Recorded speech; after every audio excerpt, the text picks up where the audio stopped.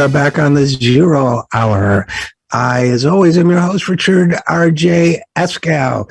And as always, I look forward to speaking with our next guest, Professor Richard Wolff, host of Economic Update on Free Speech TV, Professor Emeritus at University of Massachusetts Amherst, and visiting professor at New York University, author of many books, including the recent The Sickness is the System. Richard Wolff, welcome back to the program. Glad to be here, RJ. Thank you. We are in the midst of a national religious fervor, a faith that grips perhaps a small percentage of the population, but a percentage of the population that seems to rule the rest of us with an iron hand. They believe in an irrational faith, a faith that defies all logic. I am speaking, of course, of economists. They will cover many, I suspect, many topics tonight, today, but I puzzle over, as I often do, over my newspaper when I read at the same time that the latest report shows that wages, while they are not rising as fast as prices. And yet I am told that the wise ones, the unelected wise ones, and I speak not of the Supreme Court in this case, but of the Federal Reserve, the unelected ones who rule us, will counter the problem of inflation by imposing their will on working people whose wages are not rising as fast as prices. This strikes me as somehow as the equivalent of the captain of a ship deciding that, that's carrying many tons of cargo, deciding that in choppy waters, he or she is going to throw the crew overboard instead of the cargo. First of all, apparently you don't need the crew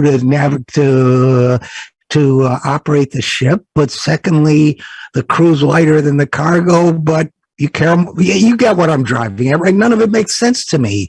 I suspect you're not going to tell me I'm crazy. No, you're not crazy, but you're experiencing, which I take as a hopeful sign, the way capitalism works in such a way as to make you question a system that works that way. And, that's what I spend my time doing. So I take it that I hope there are a lot of people like you having the same mental processes and noticing it. It is absolutely extraordinary. This is a system that now for a year, and we know the numbers, but at least the numbers the government gives us, 8.5% inflation in general, higher for some of the most basic things like food and fuel and so on, but 8.5% in general, with wages going up 4 or 5% on average, if you believe them. So they're not even close.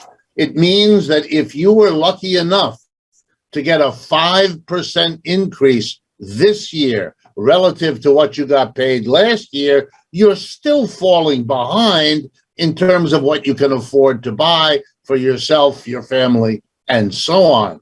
Having whacked the American working class with a colossal failure in public health that killed more than 1 million of our fellow citizens and made many millions more sick, having had an economic crash second only to the 1930s at the same time, having put the people through that, you now hit them with an inflation like this, and all you have to say, Republicans and Democrats alike, is, we have a bad inflation, as if this sad story fell from the heaven, and therefore, of course, we have to fire large numbers of workers so that they have not only COVID and a crash and an inflation, but a nice recession to cap it all off.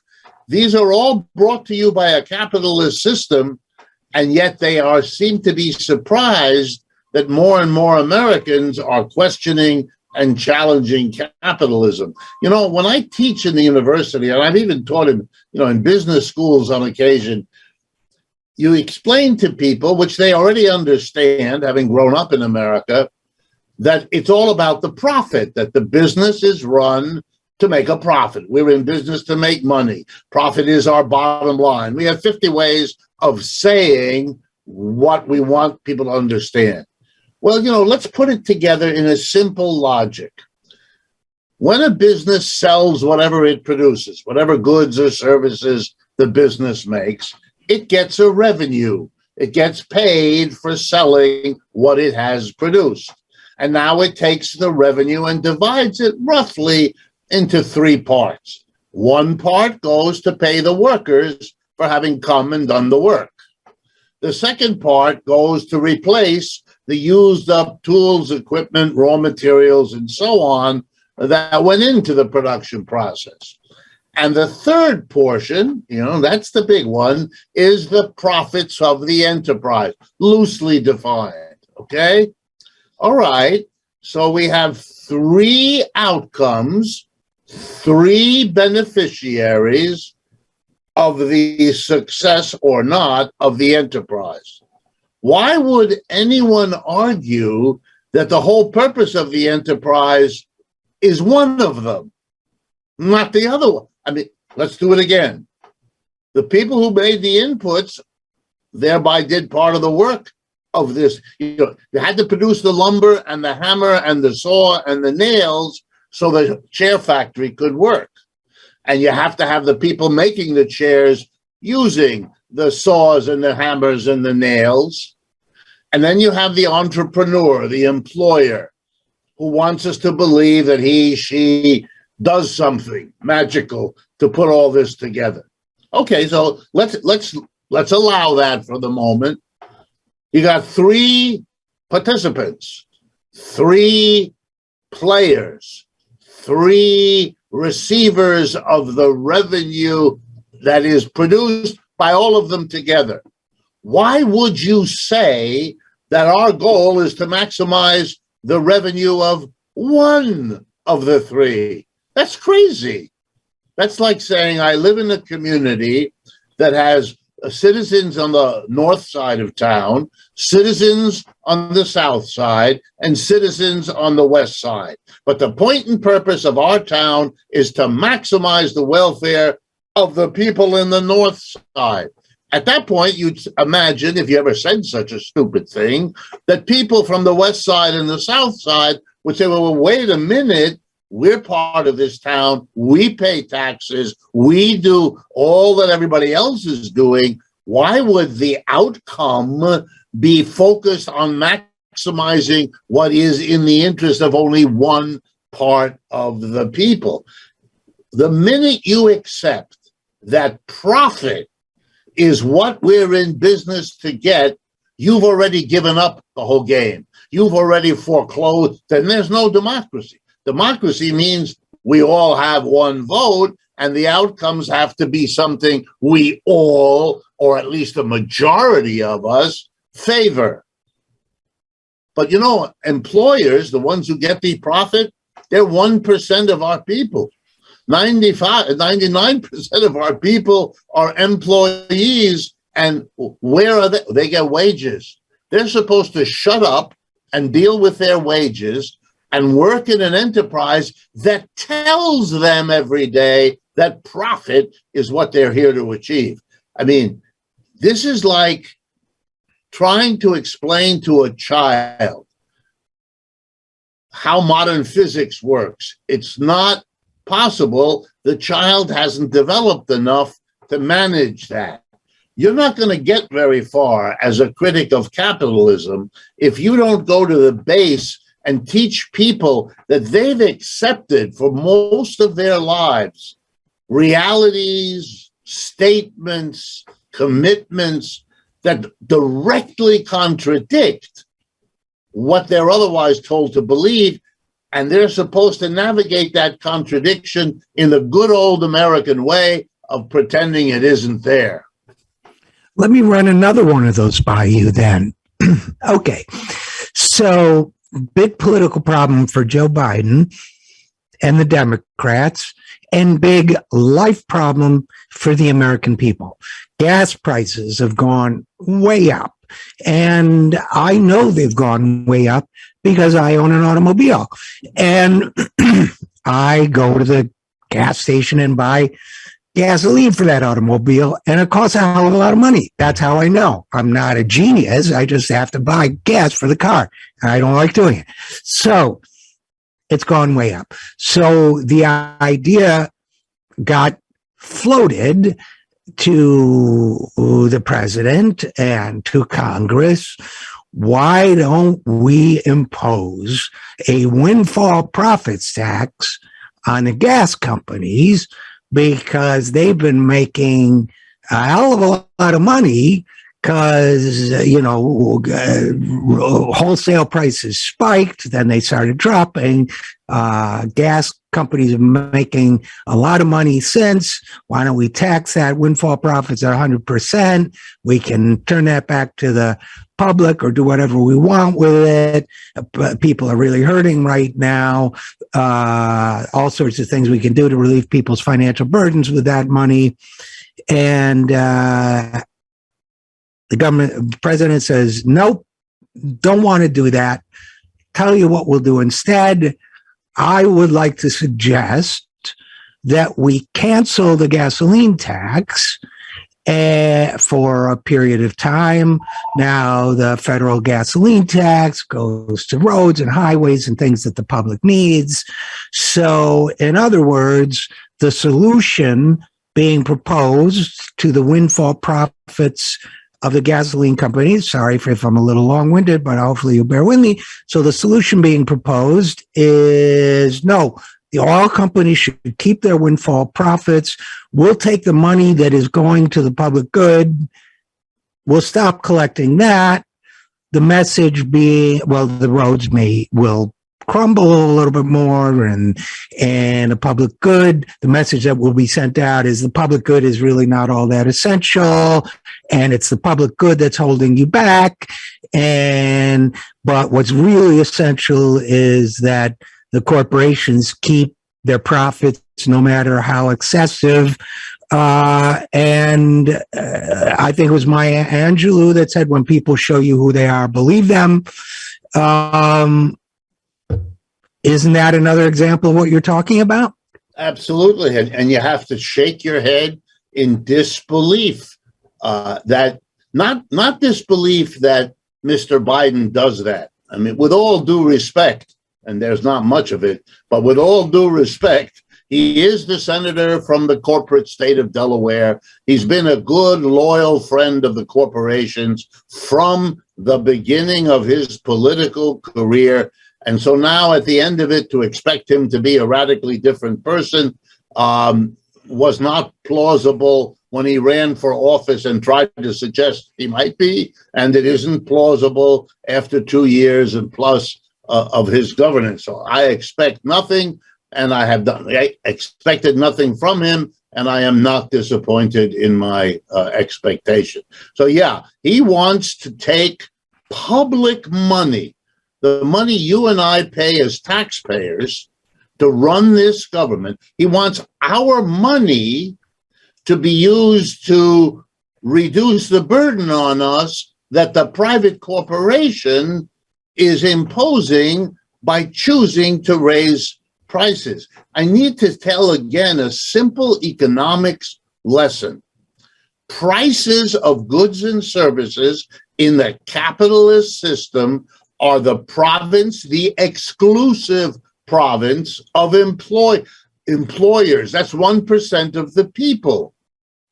They determine the prices. For the rest of us who've been employees all of our life, you and I have probably noticed that we've never been asked to participate in a meeting called to determine the price of whatever it is we help to produce in the factory, office, or store that we work. That's not our function. We are excluded from price determination. The people who run the business have that right.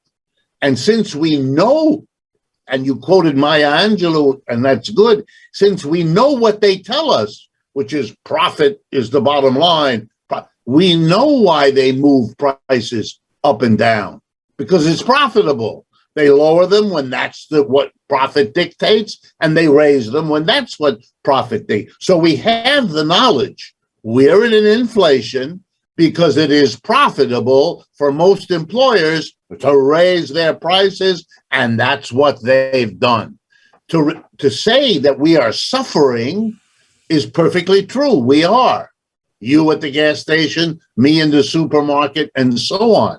We are suffering because we are price takers, and the 1% are the price makers. That's how capitalism works. We don't like it. Welcome, friends. You shouldn't like it. The only really interesting question is how it is possible to bamboozle a population to the point where they're scratching their heads, oh, no, maybe we'll lower the taxes on oil and gas, as if they couldn't understand if the tax doesn't go to the government from every gallon of gas you buy, then the government's going to get a lot less money. What's the government going to do? They're either going to cut public services, like maintaining the roads, in your example, or anything else, or they'll raise taxes on us somewhere else to make up for the less taxes they get from selling oil and gas, or they'll borrow the money, which means we have to pay taxes to repay those they borrow from, who turn out to be the same 1% as the folks who set the prices. When Bernie ran and said this is a rigged economy, he was only talking about the tip of the iceberg. It's rigged all the way down to the foundations. And the tragedy is we're coming off of 75 years where any alternative idea in economics was either considered to be ignorant, evil, perverse, or disloyal, squashing it. That's why we have a conversation now, what to do about the inflation. And all we talk about is interest rates, as if wage price freezes, which have been done in many countries, including our own, rationing systems, which have been done in many countries, including our own, as if they didn't exist, as if we are all to collectively go through a pain of amnesia because we need to do the one thing that the business community least objects to because they've got Democrats in office. Wow. Wait till after November when they have Republicans, what they will think of next. And, you know, by the way, and of course, most of us in this country can't go to our bosses and say, you got to triple my salary, you know, the Ukraine thing and everything. It's not me, it's Ukraine. And, but I also wanted to, you know, I might as well mention too, you know, when you and I have talked in the past about the other policy options that are out there, the rationing, wage price freeze, whatever, you know, I've gotten cranky. Well, I shouldn't say cranky. I shouldn't, you know, be derogatory, but I've gotten critical comments, let us say, from people saying, well, Nixon's wage price freeze, look what happened next. And, you know, I try to remind people, well, there was a little thing with OPEC and don't forget that. But your point is, and other people also say, well, what about MMT? And, you know, and I try to remind people, you know, I have a fair understanding of MMT, and MMT also recognizes inflation, yep, usually focusing on, restrictions of availability of resources, resource restrictions. But in any case, your point, as I understand it, has to do with the fact that there are a multiplicity of resource options that have nothing to do with the Federal Reserve and a monetary policy the way we use it, right? Absolutely. And look, there are problems with price wage freezes. There are problems with rationing systems, but there are also problems with interest rate increases. I teach this stuff. There's a vast literature of the problems with monetary policy, raising interest rates to deal with inflations. We've had that experience. We have sometimes raising interest rates works, sometimes it doesn't, and we have a vast literature. But the idea that one can respond to the price wage freeze by saying, well, there were some problems, this is akin to saying, how was your vacation trip? Oh, it rains sometimes. Yeah, it's going to rain sometimes, whether you take a trip or you don't. It's got nothing to do with it. The whole point of having options is to weigh the pros and cons of each option. Let's look at them. Right. Let's see who's hurt, who isn't, short-term, long. Come on. Everybody understands. Are you going to go out this evening to a Chinese restaurant? Are you going to go out to an Italian restaurant? Well, and you weigh how you feel about dinner tonight, and you make a decision. What would you do if you had a cousin who said, well, the only place to go for dinner is, and then gave his favorite restaurant? You'd understand that this is not a reasonable way. This may be a peculiar fellow, and so you may bend, but you're not deluded into thinking that there is nothing other than the particular restaurant this person wants us to go. But we don't live in a rational society. We live in an economic system that is falling apart. If there's anything I can get across these days that I work at, it's that we have to stop seeing each of the elements of our crisis as unique and particular and special. The Ukraine war, the inflation, right, the failure to deal with COVID, the fact that our young people feel as awful and unmoored, the remarkable unionization wave across the country. We got to begin to ask the question we've been told not to think about. We got a system that's in trouble. It is in such bad trouble that despite 75 years of unrelenting propaganda against unions, against collective action, against socialism, communism, we have a young generation of finding all of that really interesting. I don't want to take away from their being intellectually curious. I don't want to take away from their courage. But part of the reason they're asking is that the American dream that was promised to them is no longer available. They feel it, they see it, and they want to talk at least about it. And they're confronted by Republicans and Democrats who are so disconnected from what's going on, so busy in their hopeless, pathetic effort to hold on to a country that isn't there anymore. And you can see it from Mr. Biden, who seems to be kind of out of it and can only imagine doing one thing, on over to the Supreme Court, which wants to go in the opposite direction of the whole rest of the world by recreating a police-governed, abortion-forbidding kind of 19th century society of racial gradation. It's extraordinary to witness such disconnections. On the, just closing the loop on the inflation thing, it seems to me people are incapable of thinking in technicolor. All of this is reflective to me of that. On inflation, for example, people are incapable, to me, it seems to me, of thinking, well, invoke the Defense Production Act on baby formula, and have certain essential goods manufactured by the state. On this, on these essential services, invoke wage price freeze. On this, maybe you do something else. It's like we have tools. I've been learning home repair where you bring the whole kit, you use what you need for. And on the other things, what's so heartening to me about the sort of breakthrough thinking that you're describing among mostly younger people is that they are thinking in technicolor, right? And thinking they are unionizing. They are thinking about people's rights to express themselves and think in so many different ways. And you know, Richard Wolff, I kind of pride myself in being able to put myself in the mindset of people who are the opposite of myself. And, you know, I even wrote a piece kind of recently putting myself in the mindset of these Supreme Court justices. If you remember Jonathan Edwards, I called it senators in the hands of an angry God. But even so, I struggle.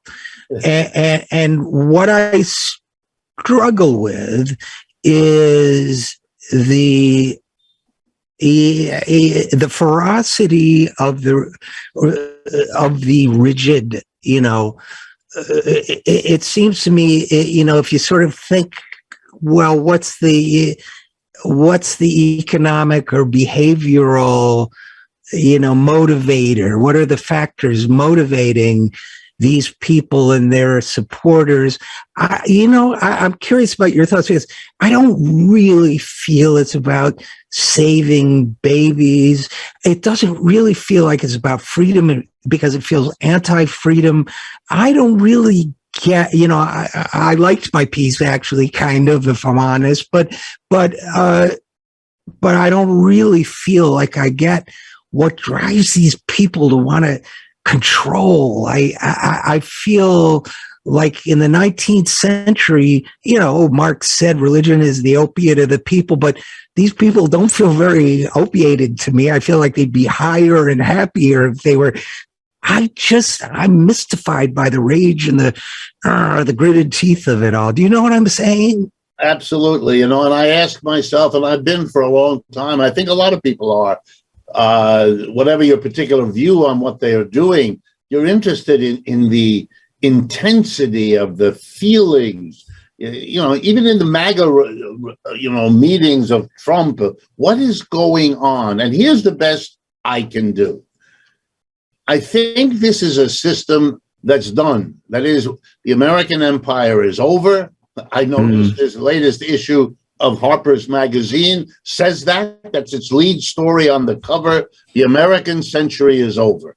We peaked, we replaced the British Empire, it was the American Empire, and we're now in the process of it becoming the Chinese Empire. I think that's correct.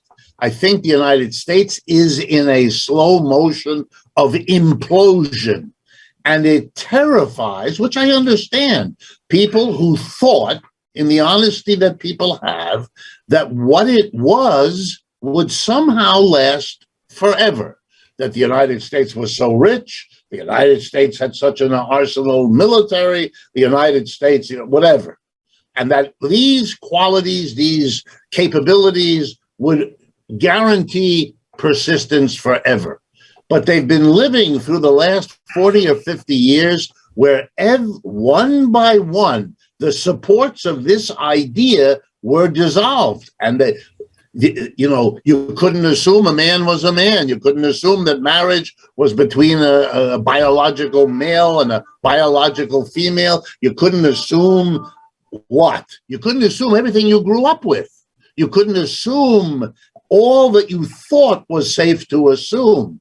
And if you put that together with a diminution of your income, your job security, your benefits, all of which have happened over the last 40 years, then it becomes not we're losing all of it, we're losing everything. We are heading into the toilet, and that's not where we want. And then you get this commitment on a personal level, maybe in a church somewhere. I am going to be a fighter against it. I'm going to make America great again. And I think you're seeing on the Supreme Court, in that majority, people who are caught up, particularly the newer ones, caught up in that moment of the history. They don't care what the majority thinks. They are on a mission from God to recreate the 19th century. No more abortion. Let the police violate the Miranda rule. Let the coach pray on the 50-yard line in the public school. Bring it all. Bring back the religion-ridden And as with all movements that are reactionary, that go back, it's 1/10 grain of salt true and 9/10 fantasy. Those good old days weren't good and they weren't great. And people suffered horribly, which is why we changed to where we are now. Going back is always a delusional enterprise, but it can be very gripping. And I think the reality is for most Americans, the last 40 years have been so difficult, they are alienated. They don't pay attention. They're busy with their personal lives. It's hard enough to get and keep a job, have a family, and they don't, the whole political is polluted for them. But one of the ways that works is it allows a relatively small but intensely committed group of people to have outsized influence. The conservatives have been able to capture that, no question. And that's why you'll hear Bannon say, for example, I just want to bring the administrative state to its knees. There is this kind of, I want to undo a whole social development of the last century and start over. I mean, it's crazy, but it bespeaks a level of disengagement from what has happened, a kind of childish refusal to participate and an insistence that the only thing worth doing is to dismantle the whole thing. And I think underlying it, also with more than a grain of truth to it, I think a lot of people, and I mean voters and things like that, so white voters in particular, do sense liberal contempt that the professional managerial class, that those voters look down on you, those people look down on you, they feel despised, and well, you know what?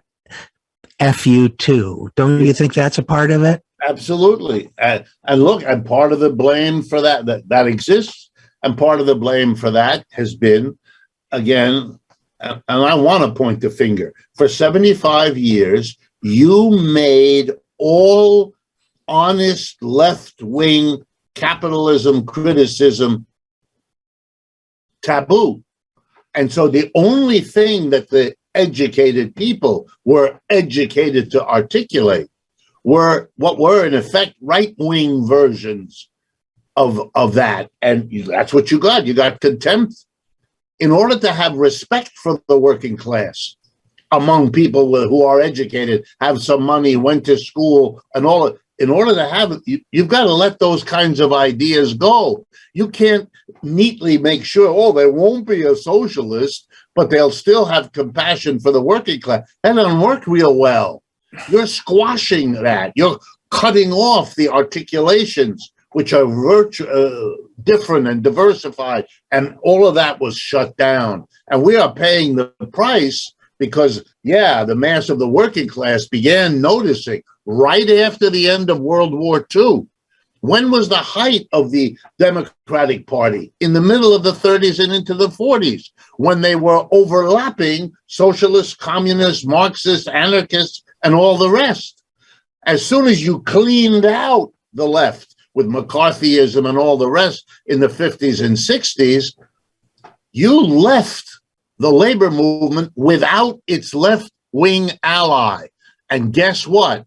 It then moved gradually further and further to the right, not even out of agreement with the right, but out of bitterness and disappointment with the Democratic Party. Proved after it cleaned out its left wing that it could not advance on the New Deal. It couldn't even protect whatever the New Deal had gotten for them. And so the working class looks at the Democratic Party and sees failure after and loses interest at first, turns bitter.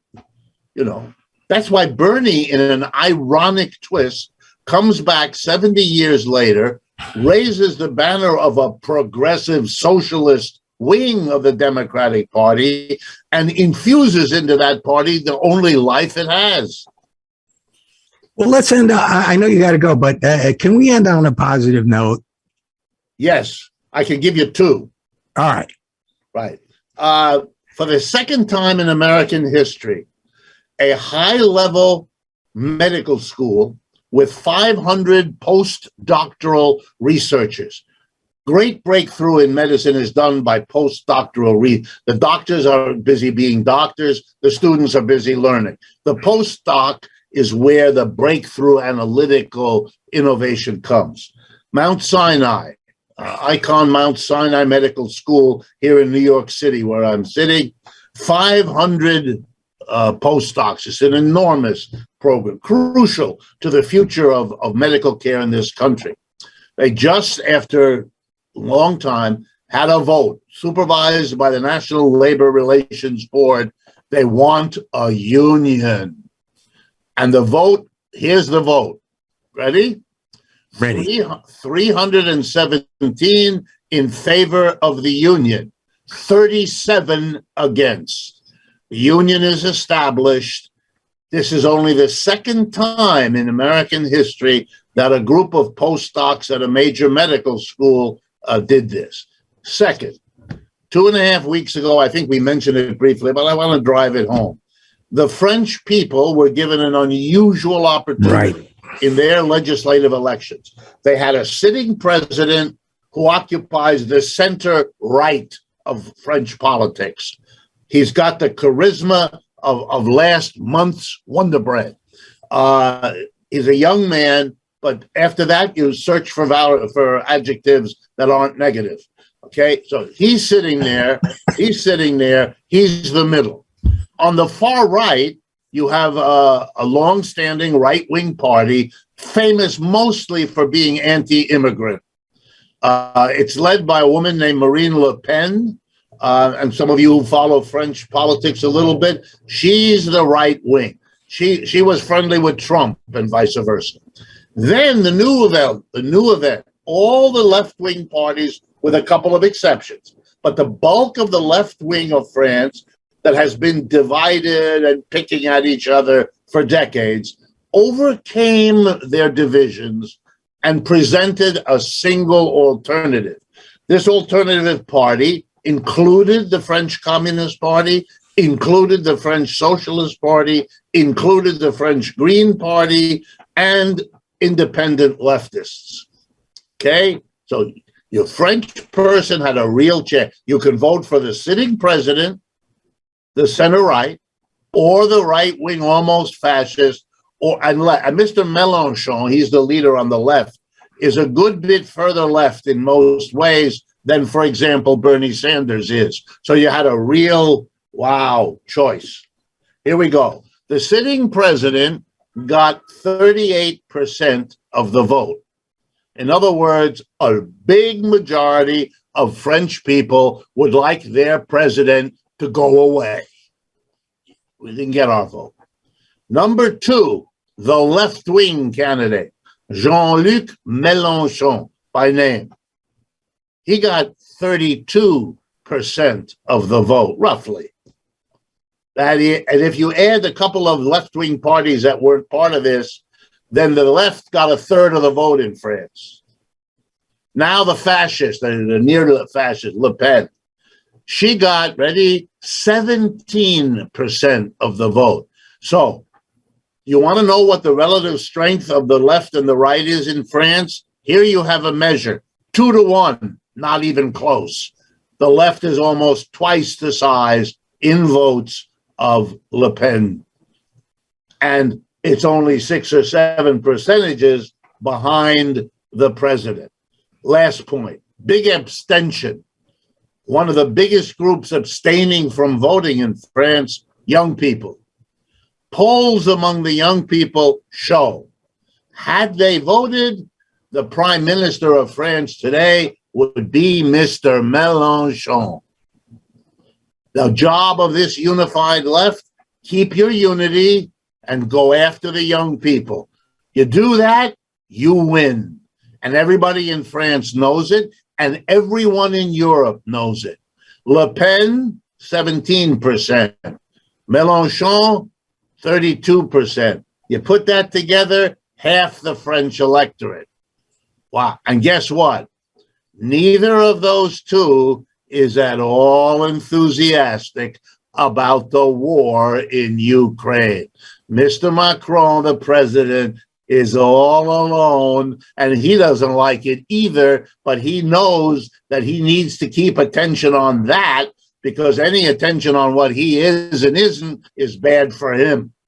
I mean, which is true of most of the leaders of Europe anyway. Their support for Ukraine is very immediate, and Americans have to understand that. The BRICS, the Brazil, Russia, India, China, South Africa, they represent nearly half the people of this world. They are all actively collaborating with Russia, not with Ukraine. The notion that you hear from our government that the international community this is complete crapola. And I'm not arguing who's in the right or the wrong. That's another discussion. But the isolation of the United States and Europe now, the increasing shrinkage of their role. They ran the world for 500 years under colonialism, then under the American empire.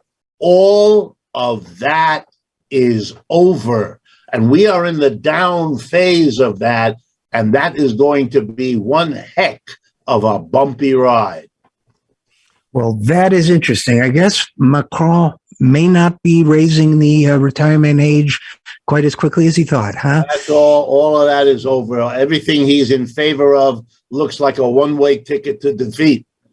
I mean, well, that is good. Really what Mr. Macron is symptomatic. Mr. Macron is to France what Mr. Schultz is to Germany.